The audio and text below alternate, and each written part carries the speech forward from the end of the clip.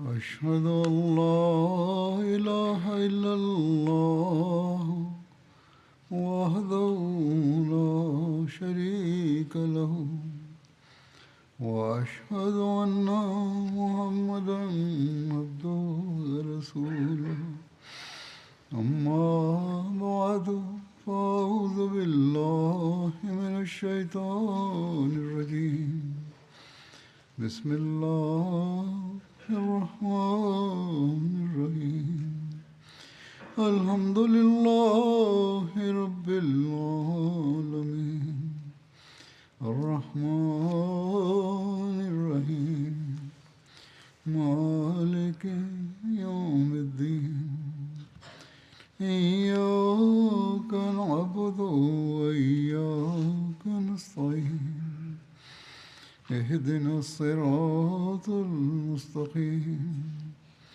صراط الذين أنعمت عليهم غير المغضوب عليهم ولا الضالين. पाण सॻोरन सल्लल्लाहु अलैहि वसल्लम जी सीरत जे हवाले सां किन ॿियनि सराया ऐं ग़ज़वात जो अॼु ज़िक्र कंदुसि. तारीख़ में हिकिड़ो सरिया हज़रत उमर बिन ख़त्ताब तुरबा पासे जो ज़िक्र बि मिले थो. हीउ सरिया शाबान 7 हिजरी में थियो.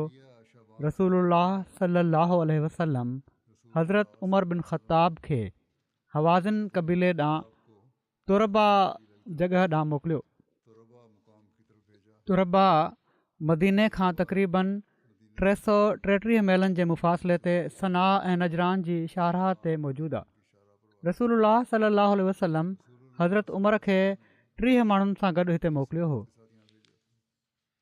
इहो सरिया मोकिलण जो सबबु ई हो त रसूलुल्लाह सल्लल्लाहु अलैहि वसल्लम खे तुरबा वारनि तरफ़ां इस्लाम जे ख़िलाफ़ु साज़िशुनि जो इतलाउ मौसूलु थियो हो.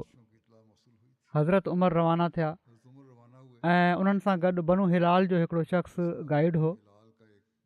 असहाब राति जो सफ़र कंदा हुआ ऐं ॾींहं जो लिकी पवंदा हुआ. तुरबा वारनि खे ख़बर पहुती त उहे उतां भॼी विया. हज़रत उमर उन्हनि जे इलाइक़े में पहुता पर उते को बि कोन हो ऐं पर ॾिठऊं त उहे बुलंदियुनि ते चढ़ियल हुआ.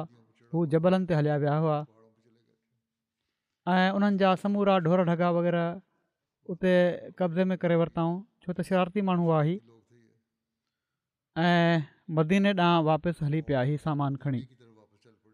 जॾहिं ज़ुल जदर जॻह ते पहुता जेका कबा जे आस पास जे इलाइक़े में मदीने खां 6-7 मैलनि जे मुफ़ासिले ते हिकिड़ी चरागाह आहे त बनू हिलाल जे उन शख़्स हज़रत उमर खे चयो छा तूं हिकिड़े ॿिए टोले ते हमिलो कंदे जेके बनू ख़सम मां आहिनि. हू सभई पंहिंजे इलाइक़े में ॾुकार जे करे हिते अची विया आहिनि. हज़रत उमर चयो त रसूलुल्लाह सल्लल्लाहु अलैहि वसल्लम मूंखे हीउ हुकुम नाहे ॾिनो. पाण मूंखे सिर्फ़ु हीउ हुकुम ॾिनऊं त मां तुरबा जॻह ते हवाज़न सां जहाद कयां. पोइ हज़रत उमर मदीने वापसि अची विया छो त इहे ई माण्हू हुआ जेके शरारत करण वारा हुआ. हीउ बि इल्ज़ाम जेको हयो वञे थो त मुस्लमान बिना कंहिं जवाब जे हमिलो कंदा हुआ.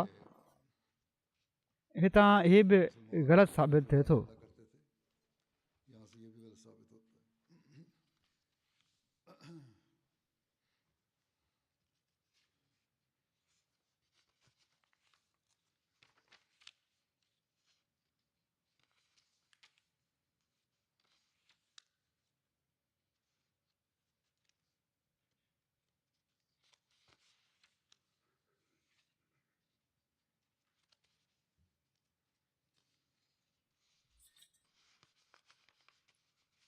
वरी हिकिड़ो सरिया हज़रत बशीर बिन साद वदक में बनू मुर्रा ॾांहुं आहे. हीउ सरिया शाबान 7 हिजरी में हज़रत बशीर बिन साद जी क़यादत में थियो. हज़रत बशीर जी कुनियत अबू नौमान हुई. साद बिन सालबा हिननि जा वालिद हुआ. कबीले ख़ज़रत सां हिननि जो तालुक़ु हो. हज़रत बशीर बिन साद जाहिलियत जे ज़माने में लिखणु ॼाणंदा हुआ। हीउ उहो ज़मानो हुयो जॾहिं अरब में तमामु घटि माण्हू लिखणु ॼाणंदा हुआ। हिननि बैत उक़बा सानिया में कई, जंहिंमें 70 अंसार शामिलु थिया हुआ। पाण ग़ज़वा बदर, उहद ऐं खंदक ऐं बाक़ी सभिनी ग़ज़वात में पाण सॻुरनि सल्लल्लाहु अलैहि वसल्लम सां गॾु शामिलु थिया हुआ। हज़रत बशीर बिन साद अंसार मां पहिरियां शख़्स हुआ जन हज़रत अबू बकर सिद्दीक़ जे हथ ते सकीफ़ा बनु साइदा जे ॾींहुं बैत कई हुई। हज़रत अबू बकर सिद्दीक़ जे ख़िलाफ़त जे ज़माने में 12 हिजरी में हज़रत बशीर हज़रत ख़ालिद बिन वलीद जे मारिका ऐनुतमर में शरीक थिया ऐं खेनि शहादत नसीब थी। ऐनुतमर जो तारुफ़ हीअ आहे त हीअ कूफ़े जे वेझो हिकिड़ी जॻह आहे। मुसलमाननि 12 हिजरी में हज़रत अबू बकर जी ख़िलाफ़त जे दौर में इन इलाइक़े खे फ़तह कयो हो। बहरहाल हिन सरिया जे बारे में जेको पहिरियां बयानु करे रहियो हुउसि मां, इन जो तफ़सील हीअं बयानु थियो आहे त रसूलुल्लाह सल्लल्लाहु अलैहि वसल्लम हज़रत बशीर बिन साद खे 30 असहाबनि सां गॾु फदक बनु मुर्रा ॾांहुं मोकिलियो। फदक मदीने खां 6 रातिनि जी मुसाफ़त ते ख़ैबर जे वेझो मौजूदु आहे। हीअ वाज़े हुअणु घुरिजे, जहिड़ो की पहिरियां बि ॻाल्हि थी चुकी आहे त पाण सॻुरा सल्लल्लाहु अलैहि वसल्लम इन्हनि मुहिमुनि में या जंग जे लाइ उन वक़्तु मोकिलींदा हुआ जॾहिं हीअ ख़बर हूंदी हुई त माण्हू इस्लाम जे ख़िलाफ़ु साज़िश कनि पिया था। बहरहाल असहाब रवाना थिया ऐं बकरारनि सां मिलिया त उन्हनि खां बनु मुर्रा जे बारे में पुछा कयाऊं। धनारनि उन्हनि खे ॿुधायो त बनु मुर्रा पंहिंजी वादी में आहिनि ऐं चश्मे ते न आहिनि आया। असहाबनि उन्हनि जूं रिढूं ॿकरियूं हकलियूं ऐं मदीने ॾांहुं वापसि रवाना थी विया। बनु मुर्रा जो मुनादी पुकारे बीठो, उन ऐलान कयो त अहिड़ी तरह मुसलमान असांजो ई सामान खणी विया आहिनि। इन वाक़े जी ख़बर ॾिनई। राति महल मुसलमाननि खे बनु मुर्रा जे हिकिड़े वॾे लश्कर खे मुंहुं ॾियणो पियो। इन ते बनु मुर्रा जा माण्हू वापसि आया, उन्हनि हमलो कयो मुसलमाननि ते, तमामु वॾो लश्कर वठी आया। सॼी राति असहाब तीर अंदाज़ी कंदा रहिया एसि ताईं जो असहाबनि जा तीर ख़तमु थी विया। जॾहिं मुसलमाननि सुबुह कयो त बनु मुर्रा मुसलमाननि ते ॿीहर हमलो करे ॾिनो ऐं हज़रत बशीर जे साथियुनि खे शहीद करे छॾियऊं। हज़रत बशीर उन्हनि माण्हुनि सां शदीद जंग कंदा रहिया एसि ताईं जो हू ज़ख़्मी थी किरी पिया। उन्हनि जी भेॾी ते धकु लॻो ऐं सम्झो वियो त हज़रत बशीर फ़ौत थी विया आहिनि। पोइ बनु मुर्रा पंहिंजूं ॿकरियूं ऐं रिढूं काहे वापसि हलिया विया। जेको सामान मुसलमाननि वरितो हुयो उन्हनि सभिनी खे शहीद करे ही माण्हू वापसि खणी विया पंहिंजो सामान। राति ताईं हज़रत बशीर उन्हनि शहीदनि में पिया रहिया। उन्हनि हिमत करे पंहिंजो पाण खे मथे उथारियो ऐं फदक हलिया विया।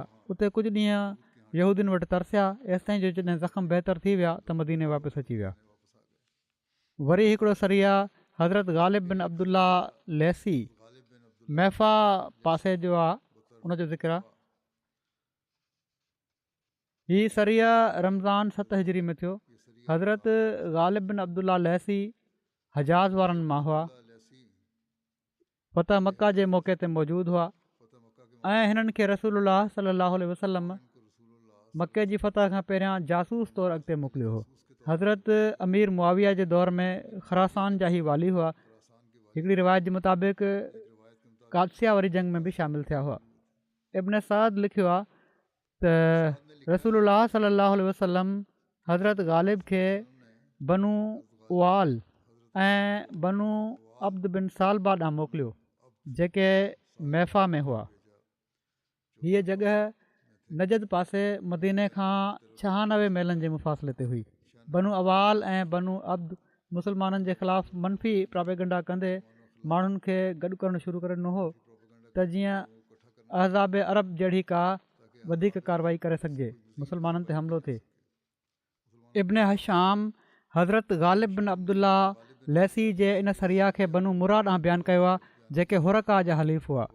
इमाम बुख़ारी हिन सरिया जे हवाले सां बाब जो उनवान ही बणायो आहे त बाब बासुन नबी उसामत इब्न ज़ैदिन इलल हुरकात मिन जुहैना। माना त नबी सलाहु वसलम जो हज़रत उसामा बिन ज़ैद खे जुहैना जे हुरकात जे क़बीले ॾांहुं मोकिलणु इन मां हीउ लॻे थो त हिन सरिया जा अमीर हज़रत उसामा बिन ज़ैद हुआ। पर शारह बुख़ारी अलामा इब्न हजर बुख़ारी जी शरह में लिखियो आहे त हज़रत उसामा बिन ज़ैद जे हिननि लफ़्ज़नि मां त रसूलुल्लाह सलाहु वसलम क़बीले हुरका ॾांहुं असांखे मोकिलियो हीअ दलील नथो मिले त हू सरिया में लश्कर जा अमीर हुआ। ऐं उसामा बिन ज़ैद खे उन्हनि जे वालिद ज़ैद जे ग़ज़वा मोता में शहीद थियण खां पहिरियां लश्कर जो अमीर बणायो वञणु साबित नथो थिए। हीअ साबित नथो थिए त उन वक़्तु उहे लश्कर जा अमीर बणाया विया हुआ। इन जे करे अहले मग़ाज़ी जी ॻाल्हि वधीक राजे आहे, वधीक फ़ाइक़ आहे ऐं क़ाबिल क़बूल आहे त हिन सरिया जा अमीर हज़रत ग़ालिब बिन अब्दुल्ला लैसी हुआ। बहरहाल पाण सॻोरन सलाहु वसलम हज़रत ग़ालिब खे 130 असहाबनि सां गॾु मोकिलियो। रसूलुल्लाह सलाहु वसलम जा आज़ादु कल ग़ुलाम हज़रत यसार उन्हनि जा गाइड हुआ। मुस्लमाननि गॾिजी उन्हनि ते हमिलो करे ॾिनो ऐं उन्हनि जी आबादियुनि जे विच ताईं वञी पहुता। उन्हनि मां जेको मुक़ाबले ते आयो उनखे क़तलु करे छॾियाऊं ऐं गनीमत जो माल रिढूं ॿकरियूं मदीने काहे आया ऐं कंहिंखे बि क़ैदी न बणायाऊं। इब्न साद लिखियो आहे त हीउ उहो ई सरिया आहे जंहिंमें हज़रत उसामा बिन ज़ैद मिक़दास बिन नहीक खे क़तलु कयो जंहिं ला इलाहा इल्लल्लाह चई छॾियो हो। बुख़ारी में हिन वाक़े जो तफ़सील हीअं थो मिले त हज़रत उसामा बिन ज़ैद रज़ी अला ताला अन्हुमा बयानु कनि था त रसूलुल्लाह सलाहु वसलम क़बीले हुरका ॾांहुं असांखे मोकिलियो। असां सुबुह उन्हनि माण्हुनि में कयोसीं ऐं असां उन्हनि खे शिकस्त ॾेई छॾीसीं ऐं मां ऐं अंसार मां हिकिड़े शख़्स उन्हनि मां हिकिड़े माण्हू जो पीछो कयो। जॾहिं असां उन ते कंट्रोल हासिलु करे वरितो उन चयो ला इलाहा इल्लल्लाह त अंसारी त मुड़ी वियो पर मां पंहिंजो नेज़ो उनखे हयो एसि ताईं जो मां उनखे क़तलु करे छॾियो। पोइ जॾहिं असीं आयासीं त पाण सॻोरन सलाहु वसलम ताईं हीअ ख़बर पहुती त पाण फरमायाऊं ऐं उसामा छा तूं उनखे मारे विधो बाद इन जे जो उन चयो ला इलाहा इल्लल्लाह। मूं चयो हू पंहिंजो बचाव पियो करे पर पाण सॻोरा वसलम लाॻीतो इनखे वरजाईंदा रहिया। एतिरा भेरा वरजायाऊं त तूं मारे छॾियो उनखे एसि ताईं जो मूं हीअ ख़्वाहिश कई त मां उन ॾींहं खां पहिरियां मुस्लमान ई न थियो हुजां। मुस्लिम हिन रवायत खे हीअं दर्ज कयो आहे त अफ़ला शकक्त अन क़ल्बिही हता तालम कालहा अमला तूं छो न उन जी दिलि चीरी त जीअं तूं ॼाणे वठी आहे त उन हीअ दिलि सां चयो हुयो या न। पाण मुंहिंजे साम्हूं हीअ ॻाल्हि दुहिराईंदा रहिया ऐं एसि ताईं जो मूं हीअ ख़्वाहिश कई त काश मां हिन ॾींहुं इस्लाम क़बूलु कयो हुजे हा। पर अॼुकल्ह जा मुला हीअ सम्झनि था त उन्हनि अहमदिन जूं दिलियूं चीरे ॾिसी वरितियूं आहिनि तंहिं करे अहमदिन खे शहीद करणु ऐं ज़ुल्म करणु जाइज़ आहे हिननि लाइ। अलाह ताला हिननि जी पकड़ जा बि सामान करे।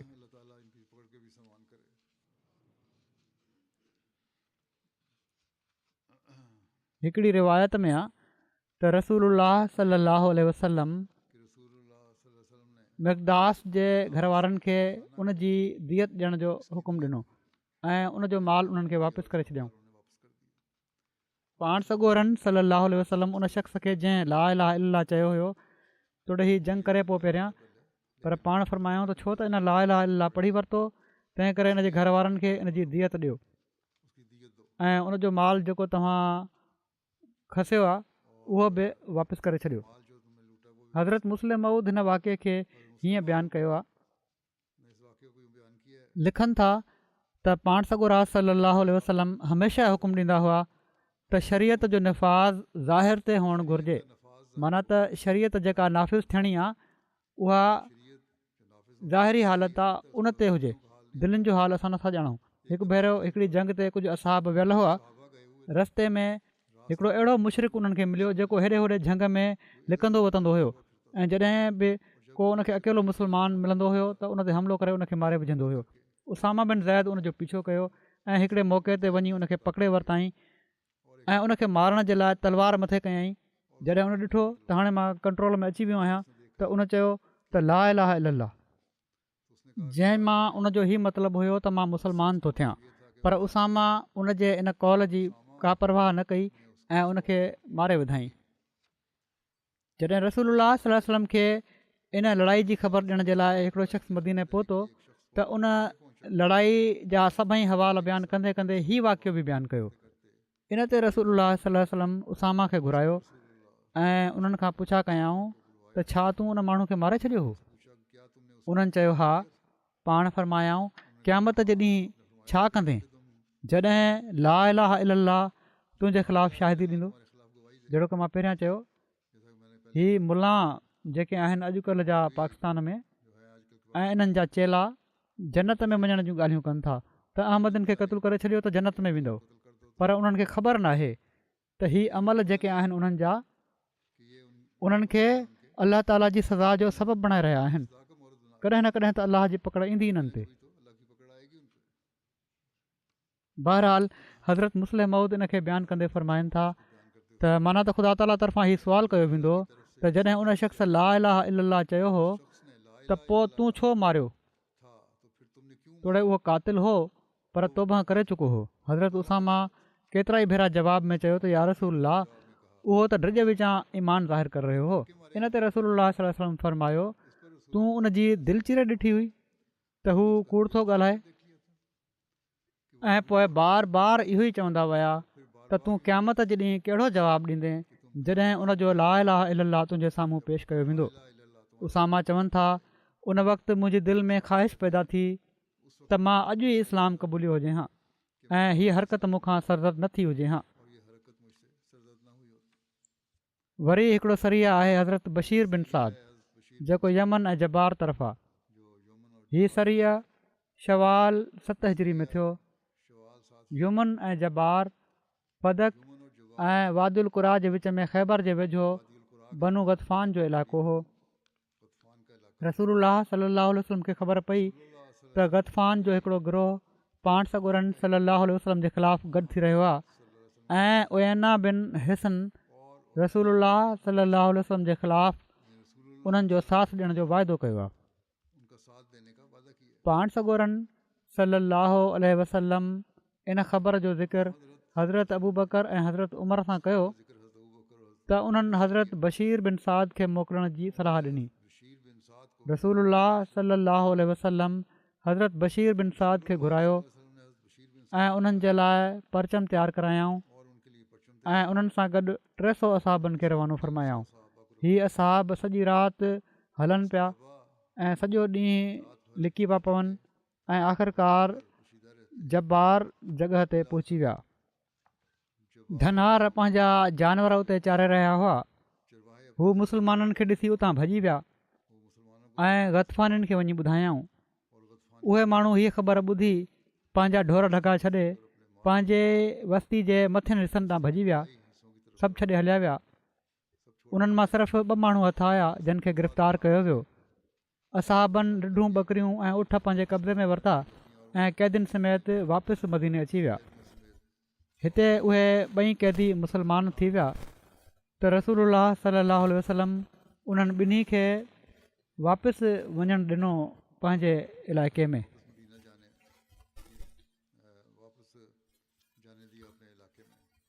उमरतुल क़ज़ा जो तफ़सील हीअं बयानु थियो आहे जेको पाण सॻोरनि सल्लल्लाहु अलैहि वसल्लम हिकिड़ो उमिरो कयो हो ज़ुल्क़ादा 7 हिजरी में,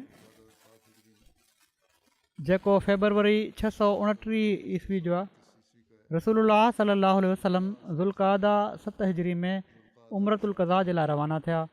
हीउ उहो ई महीनो हुयो जंहिं में गुज़िरियल साल मके जे मुशरिकनि पाण सॻोरनि सल्लल्लाहु अलैहि वसल्लम खे उमिरो करणु न ॾिनो हो ऐं हुदैबिया जॻह तां पाण सॻोरा सल्लल्लाहु अलैहि वसल्लम मोटी आया हुआ। जीअं त हाणे इन उमिरि जी क़ज़ा जे लाइ पाण सॻोरा सल्लल्लाहु अलैहि वसल्लम विया। शारे बुख़ारी अलामा इब्न हजर इन जा नाला केतिरा ई बयानु कया आहिनि। ग़ज़वतुल क़ज़ा, उमरतुल क़ज़िया, उमरा या सुलह ऐं उमरतुल क़िसास ऐं हिन उमिरि खे ग़ज़वतुल अमन बि चयो वञे थो। इन खे उमरतुल क़िसास इन लाइ चयो वञे थो छो त मके जे मुशरिकनि 6 हिजरी में हुरमत वारे महीने ज़ुल्क़ादा में रसूलुल्लाह सल्लल्लाहु अलैहि वसल्लम खे उमिरो अदा करण खां रोके छॾियो हो त पाण पहिरें उमिरि जे क़िसास में उते विया हुआ ऐं ज़ुल्क़ादा 7 हिजरी में मस्जिद हराम में दाख़िल थिया। हज़रत इब्न अब्बास चवनि था इन जे बारे में हीअ आयत नाज़िल थी अशहरुल हरामो बिशहरिल हराम वल हुरमातो क़िसास त इज़त वारो महीनो इज़त वारे महीने जो बदिलो आहे ऐं सभिनी हुरमत वारी शयुनि जी हथक जो पलउ वरितो वेंदो। इब्न हशाम बयानु कयो आहे त मदीने में हुज़ूर सल्लल्लाहु अलैहि वसल्लम हज़रत उवैफ़ बिन अज़बत दिली खे नाइब मुक़ररु कयो ऐं इब्न साद जे मुताबिक़ पाण हज़रत अबू रोम ग़िफ़ारी खे नाइब मुक़ररु कयऊं। उमिरि जे लाइ रवाने थियण जो तफ़सील बयानु हीअं थियो आहे त इन उमिरि में पाण सॻोरनि सल्लल्लाहु अलैहि वसल्लम सां गॾु 2000 असहाब हुआ। रवानगी महल पाण इरशाद फ़रमायाऊं त जेके माण्हू हुदैबिया जे मौक़े ते मौजूदु हुआ उन्हनि मां हर शख़्स शामिलु थिए। हुदैबिया जे मौक़े ते मौजूदु समूरा असहाब इन उमिरि में रसूलुल्लाह सल्लल्लाहु अलैहि वसल्लम सां गॾु हुआ सवाइ उन्हनि जे जेके ग़ज़वा ख़ैबर जे मौक़े ते शहीद थी विया हुआ या फ़ौत थी विया हुआ। इन्हनि खां अलावा हुज़ूर सां गॾु केतिरा ई अहिड़ा असहाब बि शामिलु हुआ जेके हुदैबिया महल मौजूदु न हुआ। हुज़ूर सां गॾु क़ुर्बानी जा 60 उठ हुआ। पाण इन्हनि सभिनी जानवरनि जे गलनि में हार विधा ऐं जानवरनि जी निगरानी ते हज़रत नाजिया बिन जुंदुब खे मुतयन फ़रमायाऊं। जॾहिं पाण सॻोरा सल्लल्लाहु अलैहि वसल्लम ज़ुल्हुलैफ़ा पहुता जेका मदीने खां तक़रीबन 6-7 मीलनि जे मुफ़ासिले ते हिकिड़ी वस्ती आहे त 100 घोड़े सवारनि खे एहतियाती तदबीर तौरु पंहिंजे अॻियां रवानो कयऊं। इन्हनि ते हज़रत मोहम्मद बिन मुसलमा खे अमीर बणायो वियो। रसूलुल्लाह सल्लल्लाहु अलैहि वसल्लम हिन सफ़र में लोहा टोप हथियार ऐं ज़िरहूं ऐं नेज़ा बि साण खयां। पाण हथियार बि अॻिते मोकिले छॾियाऊं ऐं उन्हनि ते हज़रत बशीर बिन साद खे निगरान मुक़ररु फ़रमायाऊं।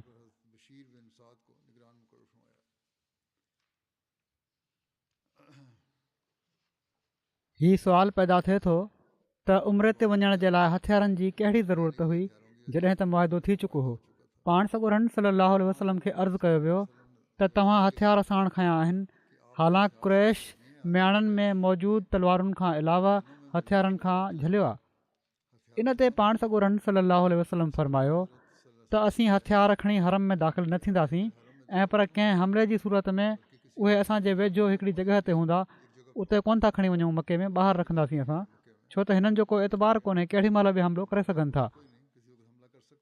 मोहम्मद बिन मसलमा घुड़सवारनि सां गॾु मर ज़हरान पहुता त उते क़ुरैश जा कुझु माण्हू उन्हनि सां मिलिया जिन खे हिननि ॿुधायो त पाण सॻोरा सल्लल्लाहु अलैहि वसल्लम सुभाणे इनशा अल्लाह हिन जॻह ते हूंदा। उहे माण्हू क़ुरैश वटि आया ऐं उन्हनि इन जे बारे में ॿुधायो त उहे माण्हू डिॼी विया। जॾहिं रसूलुल्लाह सल्लल्लाहु अलैहि वसल्लम मर ज़हरान पहुता त समूरा हथियार याजत जॻह ते मोकिले छॾियऊं जेको मके खां 8 मील परे आहे। जॾहिं मके जे काफ़रनि खे ख़बर पई त हुज़ूर सल्लल्लाहु अलैहि वसल्लम हथियारनि ऐं जंग जे सामान सां गॾु अचनि पिया था मके त हू ॾाढो घबराए विया ऐं उन्हनि कुझु माण्हुनि खे सूरत हाल जी तहक़ीक़ जे लाइ मर ज़हरान ताईं मोकिलियो। मिकरज़ बिन हफ़्स चयो जेको वियो नुमाइंदो त ए मोहम्मद सल्लल्लाहु अलैहि वसल्लम असां तव्हांखे कॾहिं बि वाइदे ख़िलाफ़ी कंदे नाहे ॾिठो त नबी सल्लल्लाहु अलैहि वसल्लम फ़रमायो त असीं सुलहनामे जे शर्त जे मुताबिक़ बिना हथियारनि जे मके में दाख़िल थींदासीं। हीअ ॿुधी काफ़र मुतमइन थी विया। इन ते मिकरज़ चयो त इहो ई सबबु आहे जो असां तव्हांखे नेकी ऐं वफ़ा जी ख़ूबियुनि जो मजमूओ सम्झूं था। काफ़र आहे उहो बि हीउ चए पियो थो असां तव्हांखे नेकी ऐं वफ़ा जी ख़ूबियुनि जो मजमूओ सम्झूं था। पाण सॻोरनि सल्लल्लाहु अलैहि वसल्लम हज़रत बशीर बिन साद जी मातहती में कुझु असहाबनि खे इन्हनि हथियारनि जी हिफ़ाज़त जे लाइ मुतयन फ़रमाए छॾियो ऐं मुआदे जे शर्तनि जे मुताबिक़ सवाइ तलवार जे ॿियो को हथियार न हुन। पाण असहाब सॻोरनि जे मेड़ सां गॾु तलबी कंदे हरम ॾांहुं वधिया। क़ुर्बानी जे जानवरनि खे ज़ितवा ॾांहुं मोकिले छॾियऊं, जेको मस्जिद हराम खां अधु मेल जे मुफ़ासिले ते मके जी हिकिड़ी वादी आहे। पाण पंहिंजी ॾाची कुसवा ते सुवार हुआ। पाण हजून तरफ़ां मके में दाख़िल थिया। हजून वादी मौसब तरफ़ हिकिड़ो जबल आहे जेको बैतुल्ला खां 1.5 मील जे मुफ़ासिले ते आहे। हज़रत अनस खां रिवायत आहे त नबी सलाहु वसलम उमरतुल क़ज़ा जे मौक़े ते मके में दाख़िल थिया ऐं हज़रत अब्दुल्ला बिन रवाहा हुज़ूर जे अॻियां अॻियां हली रहिया हुआ ऐं हू चई रहिया हुआ त ए काफ़रनि जी औलाद, पाण सॻोरनि सलाहु वसलम जो रस्तो छॾे ॾियो, अॼु असां तव्हांखे मारींदासीं। तव्हां माण्हुनि ते अहिड़ी मार पवंदी जेका खोपड़ी खे उन जी जॻह तां हटाए छॾींदी ऐं दोस्त खे दोस्त खां गाफ़िल करे छॾींदी। हज़रत उमर उन्हनि खे चयो त ए इब्न रवाहा, रसूलुल्लाह सल्लल्लाहु अलैहि वसल्लम जे साम्हूं ऐं अलाह जे हरम में ही शेर थो पढ़ी, तूं ग़लति ॻाल्हि थो पियो करीं।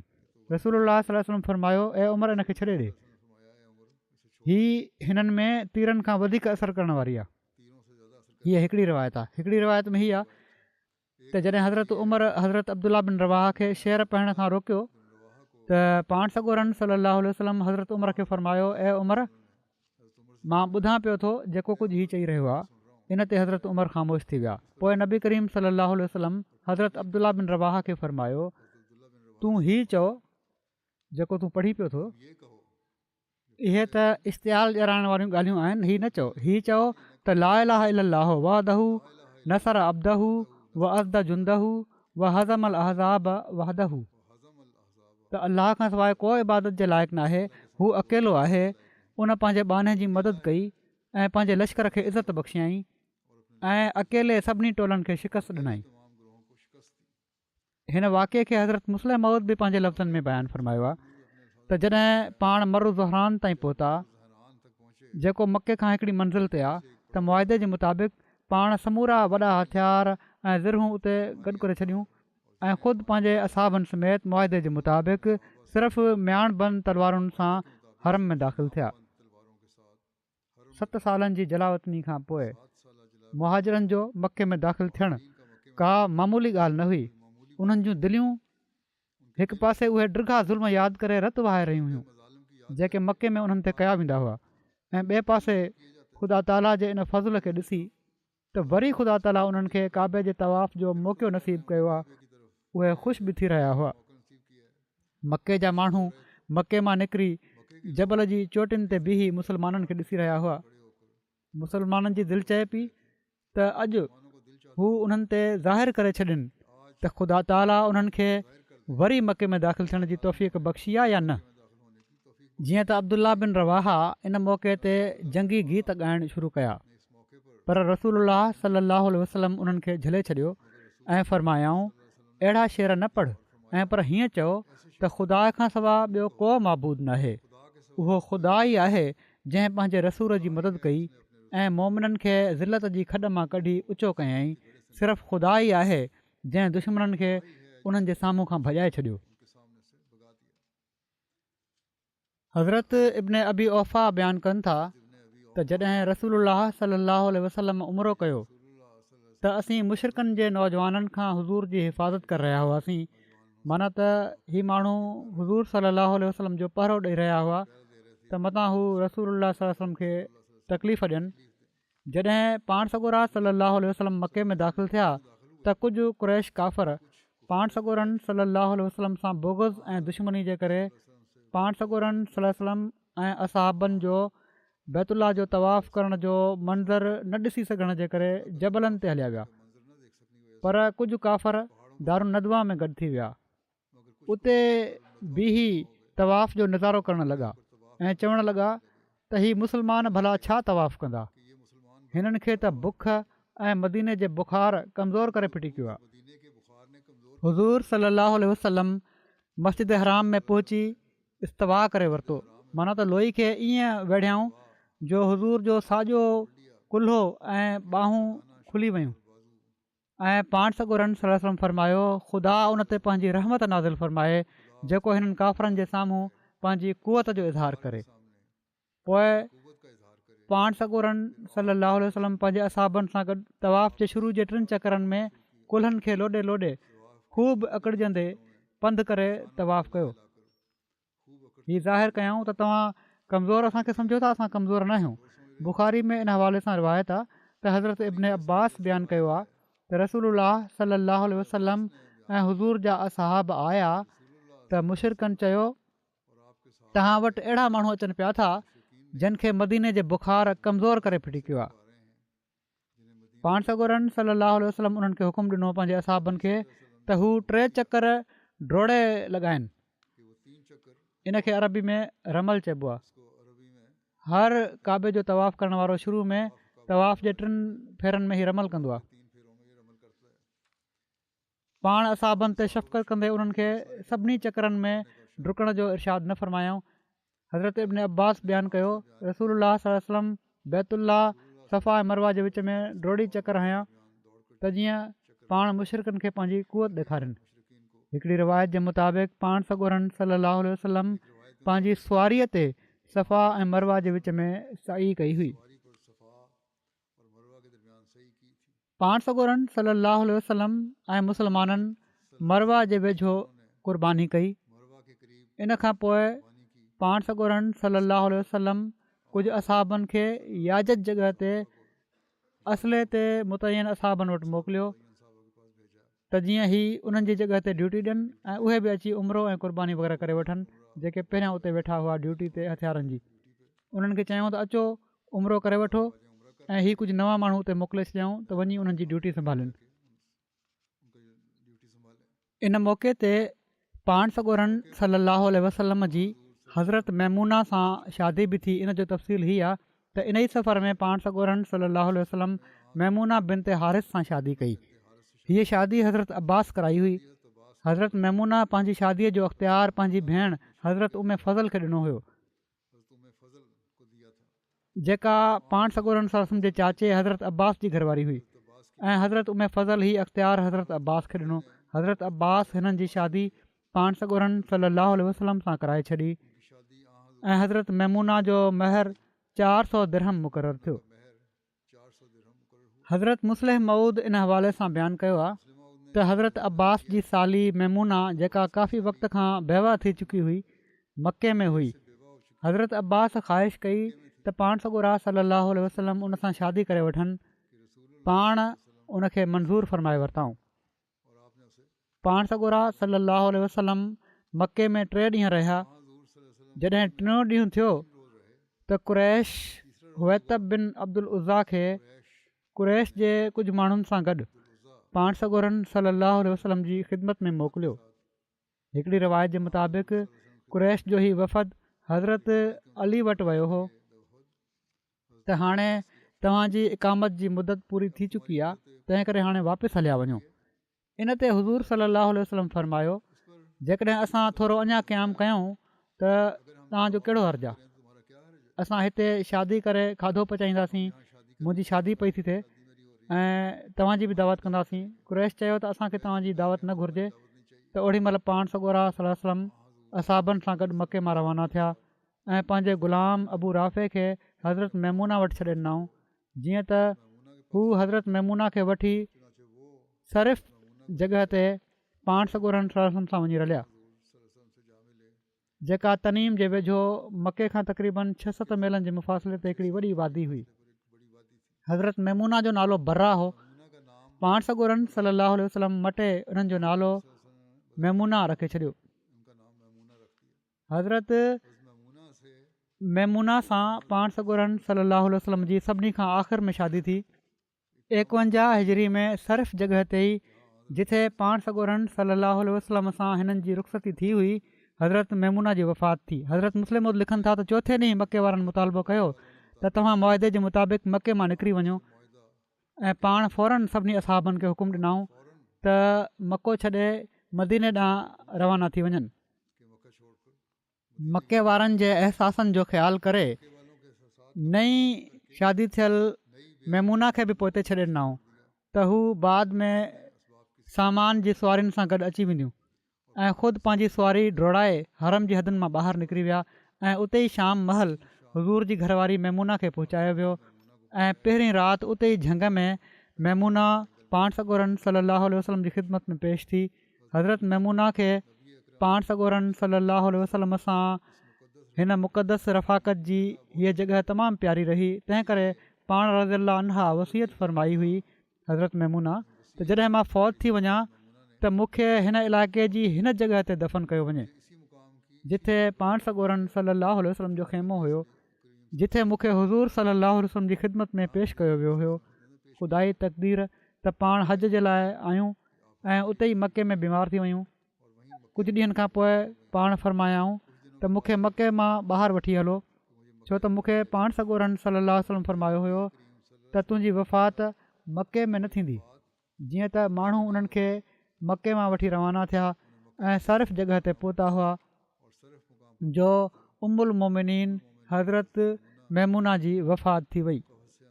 जीअं त हिननि जी वसियत जे मुताबिक़ हिन ई जॻह ते हिननि खे दफ़न कयो वियो हुयो। हिननि जी वफ़ात महल हिननि जी उमिरि 80 या 81 साल हुई। इन सफ़र में हज़रत हमज़ा जी धीउ जे वाक़े जो बि ज़िक्र मिले थो। हज़रत बरा बयानु कयो त जॾहिं पाण सॻोरा सलाहु वसलम मके मां वञणु लॻा त हज़रत हमज़ा जी धीउ हज़ूर जे पुठियां सॾु कंदे आई त ऐं मुंहिंजा चाचा, ऐं मुंहिंजा चाचा। इन ते हज़रत अली उनखे वठी वरितो, इन जो हथु पकड़ियाऊं ऐं हज़रत फ़ातिमा खे चयाऊं त पंहिंजे चाचे जी धीउ खे वठी हल। उन्हनि इन खे सुवार करे वरितो पंहिंजी सुवारी ते। त हज़रत अली ऐं हज़रत ज़ैद ऐं हज़रत जाफ़र उन्हनि बाबति जहिड़ो कयो। हज़रत अली चयो त मां हिन खे वरितो आहे ऐं हीअ मुंहिंजे चाचे जी धीउ आहे, ऐं हज़रत जाफ़र चयो त हीअ मुंहिंजे चाचे जी धीउ आहे ऐं हिन जी मासी मुंहिंजी घरवारी आहे, ऐं हज़रत ज़ैद चयो त मुंहिंजे भाउ जी धीउ आहे। त नबी सलाहु वसलम इन जो फ़ैसिलो इन जी मासी जे हक़ में कयो ऐं फ़रमायाऊं मासी बि माउ वांगुरु आहे। हीअ बि मसइलो हिकिड़ो हल थी वियो। केतिरा ई जहिड़ा थींदा आहिनि कज़ा में। पाण फ़रमायाऊं त मासी माउ वांगुरु आहे ऐं उनखे ॾेई छॾियऊं ऐं हज़रत अली खे चयऊं त तूं मूं मां आहीं ऐं मां तो मां आहियां। उन्हनि जी दिलि जो ई फ़रमायाऊं। ऐं हज़रत जाफ़र खे चयाऊं त तूं शिकिल ऐं अख़लाक में मुंहिंजे मुशाबे आहीं, ऐं हज़रत ज़ैद खे चयाऊं त तूं असांजो भाउ आहीं ऐं असांजो आज़ादु कयलु आहीं। हज़रत अली चयो छा तव्हां हज़रत हमज़ा जी धीउ सां शादी न कंदव? पाण सॻोरनि सलम फ़रमायो त हू मुंहिंजे रज़ाई भाउ जी धीउ आहे, तंहिं करे उन सां शादी नथी थी सघे। पाण सॻोरा सलम दुलहजा जे महीने में मदीने वापसि आया। हिकिड़ो सरिया अख़रम बिन अबी औजा बनू सुलैम पासे आहे। हीअ सरिया दुलहजा 7 हिजरी में थियो। रसूलुल्लाह सलाहु वसलम हज़रत अख़रम खे 50 माण्हुनि सां गॾु बनू सुलैम ॾांहुं मोकिलियो जेके मदीने जे वेझो आबाद हुआ। बनू सुलैम जो हिकिड़ो जासूस हज़रत अख़रम सां गॾु हो जंहिं अॻिते वञी पंहिंजी क़ौम खे होशियारु करे छॾियो ऐं उन्हनि हिकिड़ो तमामु वॾो लश्कर गॾु करे वरितो। जॾहिं हज़रत अख़रम उन्हनि वटि पहुता त बनू सुलैम उन्हनि जे मुक़ाबले जे लाइ तयारु हुआ। हज़रत अख़रम उन्हनि खे इस्लाम जी दावत ॾिनी त उन्हनि चयो त तूं असांखे जंहिं शइ ॾांहुं सॾे पियो थो असांखे उनजी का ज़रूरत कान्हे। इन खां पोइ ॿिन्ही पासनि खां कुझु देरि तीर अंदाज़ी थी। इन ई दौरान बनू सुलैम जे लाइ वधीक कुमक अची वई ऐं उन्हनि मुस्लमाननि खे हर पासे खां वकोड़े वरितो। मुस्लमाननि तमामु सख़्तु जंग विढ़ी एसि ताईं जो उन्हनि मां अक्सर शहीद थी विया ऐं हज़रत अख़रम बि मक़तूलनि सां गॾु शदीद ज़ख़्मी थी किरी पिया। पोइ पहिरीं सफ़र 8 हिजरी में रसूलुल्लाह सल्लल्लाहु वटि पहुची विया। वरी हिकिड़ो सरिया हज़रत ग़ालिब बिन अब्दुल्ला लैसी कुदैद पासे आहे, उनजो ज़िक्र आहे। रसूलुल्लाह सल्लल्लाहु वसलम हज़रत ग़ालिब बिन अब्दुल्ला लैसी खे सफ़र 8 हिजरी में बनू लैस जी शाख बनू मुलव्वे ॾांहुं रवानो कयो। बनू मुलव्वे कदीद में रहंदा हुआ। कदीद मदीने खां तक़रीबन 208 मीलनि जे मुफ़ासिले ते हो। सही बुख़ारी में आहे त कबीले उस्फ़ान ऐं कुदैद जे विच में हिकिड़ो चश्मो आहे। हिकिड़ी रिवायत जे मुताबिक़ रसूलुल्लाह सल्लल्लाहु अलैहि वसल्लम हज़रत ग़ालिब बिन अब्दुल्ला खे 15 माण्हुनि सां गॾु रवानो फ़रमायो ऐं हिन सरीअ में मुस्लमाननि जो शिआर अमित अमित हो। हज़रत जुंदब बिन मकीफ़ बयानु कनि था त रसूलुल्लाह सल्लल्लाहु अलैहि वसल्लम हज़रत ग़ालिब बिन अब्दुल्ला खे हिकिड़े सरीअ ते रवानो फ़रमायो जंहिं में मां बि शामिल हुउसि। पाण कदीद में बनू मुलवे ते हमिलो करण जो हुकुम ॾिनऊं। जीअं त असीं रवाना थियासीं ऐं जॾहिं कुदैद पहुतासीं त इब्न बरसा हारिस बिन मालिक लैसी असांखे मिलियो, जंहिंखे असां गिरफ़्तार करे वरितोसीं। उन चयो, मां इस्लाम क़बूल करण जे लाइ निकितो आहियां ऐं रसूलुल्लाह सल्लल्लाहु अलैहि वसल्लम वटि वञा पियो थो। असां चयोसीं, जेकॾहिं तूं इस्लाम क़बूल करण जे इरादे सां निकितो आहीं त हिकिड़े ॾींहुं ऐं हिकिड़ी राति जो सफ़र जो समर तोखे नुक़सानु नथो पहुचाए सघे, माना त क़ैद थी वेंदे त को फ़र्क़ु नथो पए। जेकॾहिं इन खां अलावा इरादो आहे त असां इन जी तस्दीक करे वठंदासीं। पोइ असां उनखे मज़बूती सां ॿधी छॾियोसीं ऐं पंहिंजे हिकिड़े सियाह फाम साथी जंहिंजो नालो सुवैद बिन मुनहर हुयो, उनखे इन ते निगरान मुक़ररु करे वरितोसीं। असीं हलियासीं एसि ताईं जो सिज लथे महल कदीद पहुची वियासीं। असां वादी जे हिकिड़े किनारे ते हुआसीं। मुंहिंजे साथियुनि मूंखे जासूस बणाए मोकिलियो। मां हिकिड़े दड़े ते पहुतुसि जिथां मां उन्हनि खे ॾिसी सघां पियो। मां इन ते चढ़ियुसि ऐं पंहिंजी मुंडी मथे कयमि ऐं पेट भर लेटी पियुसि। उते हिकिड़े माण्हू पंहिंजे ख़ैमे मां निकिरी मूंखे ॾिसी वरितो। उन हिकिड़ो तीर हयो जेको मुंहिंजे पासे में लॻो ऐं हिकिड़ी रिवायत जे मुताबिक़ पाण चवनि पिया त उहो तीर मुंहिंजी अखियुनि जे विच में लॻो निरड़ ते, पर मां पंहिंजी जॻह ते साबित क़दम रहियुसि। पोइ उन ॿियो तीर हयो त उहो मुंहिंजे कुल्हे ते लॻो। मां उहो बि कढी उछले छॾियो ऐं पंहिंजी जॻह ते क़ाइमु रहियुसि ऐं का चुरपुर न कयमि त जीअं उनखे शक न पवे। पोइ हू ख़ैमे में दाख़िल थी वियो। असां उन्हनि खे कुझु मोहलत ॾिनीसीं एसि ताईं जो जॾहिं हू मुतमइन थी सुम्ही पिया त सुबुह जो सवेर असां उन्हनि ते हमिलो करे ॾिनोसीं। उन्हनि जे जंगजुअनि खे क़तलु करे छॾियोसीं ऐं औलाद खे क़ैदी बणाए वरितोसीं ऐं उन्हनि जा जानवर हक़ले आंदासीं। उन्हनि जो हिकिड़ो पुकारण वारो निकितो ऐं असां ॾांहुं हिकिड़ो अहिड़ो लश्कर वठी आयो जंहिंजे मुक़ाबले जी असां में ताक़त कोन हुई। उन्हनि जो हिकिड़ो माण्हू तमामु वॾो वञी लश्कर वठी आयो। चवनि था असां जानवरनि खे वठी हलंदा रहियासीं। असां को पोइ मोटी न ॾिठोसीं ऐं जॾहिं इब्न बरसा ऐं उनजे साथी जे भरिसां लंघियासीं त उन्हनि ॿिन्ही खे बि साण वरितोसीं। दुश्मन असांजे वेझो पहुची विया एसि ताईं जो असांजे ऐं उन्हनि जे विच में सिर्फ़ु कुदैत जी वादी वञी बची हुई। अलाह ताला इन वादी में ॿोॾि मोकिले छॾी जॾहिं त असांखे को झुड़ या मींहुं बि नज़र न पियो अचे। सो अलाह ताला हिकिड़ी अहिड़ी शइ मोकिले छॾी जंहिंजे मुक़ाबले जी कंहिं में ताक़त न हुई ऐं को उनखे पार न करे सघियो। दुश्मन बीठो असां ॾांहुं ॾिसंदो रहियो ऐं असां उन्हनि जे जानवरनि खे हकलियूं पिया वञूं। इन्हनि मां कंहिंखे बि असां ॾांहुं अचण जी तौफ़ीक़ न मिली ऐं असां तेज़ीअ सां जानवरनि खे हकलींदा रहियासीं एसि ताईं जो असां उन्हनि खे पोइ छॾे ॾिनोसीं। पोइ उहो माना त दुश्मन पोइ रहिजी वियो। पोइ हू असांखे पकिड़े न सघिया ऐं असां रसूलुल्लाह सल्लल्लाहु अलैहि वसल्लम जी ख़िदमत में हाज़िर थी वियासीं। बहरहाल अञा हीअ वाक़िया ही हलनि पिया था। हिन वक़्तु मां पाकिस्तान जे अहमदनि जे लाइ बि ख़ासि तौर ते दुआ जे लाइ चवणु चाहियां थो। ख़ुदि पाकिस्तानी अहमदी जेके आहिनि उहे बि पंहिंजे लाइ दुआ कनि ऐं जहिड़ो की मां चयो हुयो त दुरूद ॾांहुं तवजो कयो ऐं उहो 200 भेरा पढ़ंदा कयो। सुभान अल्लाह व बिहम्दिही सुभान अल्लाहिल अज़ीम अल्लाहुम्म सल्लि अला मुहम्मद व आले मुहम्मद। हिन वक़्तु इन पासे जेतिरी तवजो करे सघो था हुअणु घुरिजे। जेकॾहिं असीं दुआ जो हक़ अदा कंदे दुआउनि ॾांहुं तवजो ॾींदासीं त पोइ ई कामयाबी आहे। जेतिरी तवजो ॾियणु घुरिजे पई उहा तवजो नथी पई ॾिनी वञे। सिर्फ़ु ही चई छॾणु के माण्हू मूंखे बि लिखी छॾींदा आहिनि त सिर्फ़ु दुआउनि सां त कुझु कोन्ह थींदो, कुझु ॿियो करणु घुरिजे। ॿियो छा करणु घुरिजे? असांजो हथियार त सिर्फ़ु दुआऊं आहिनि। इन बारे में केतिरा ई भेरा मां बयानु करे चुको आहियां। हज़रत मसीह मऊद अलैहिस्सलाम जा इक़्तिबास बयानु करे चुको आहियां। हीअ तमामु ग़लति ख़्यालु आहे त दुआउनि सां कुझु न आहे थियणो।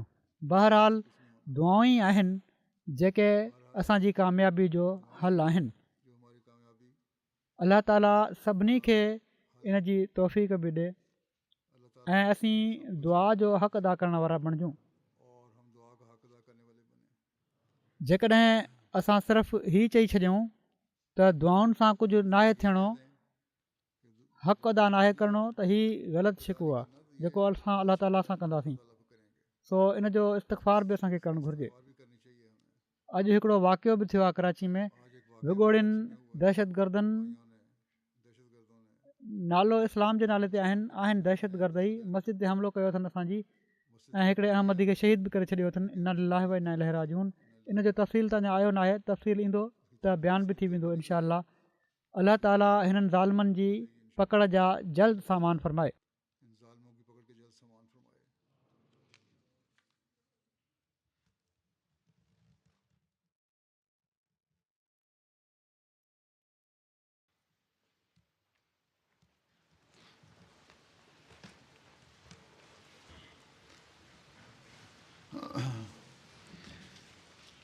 Alhamdulillah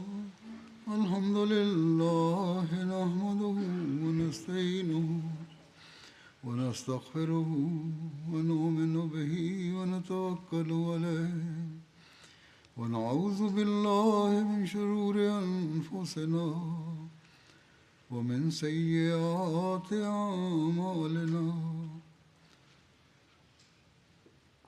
man yahdihillahu fala mudilla lahu ومن يضلله فلا هادي له ونشهد أن لا إله إلا الله ونشهد أن محمدا عبده ورسوله عباد الله رحمكم الله إن الله يأمر بالعدل والإحسان وإيتاء ذي القربى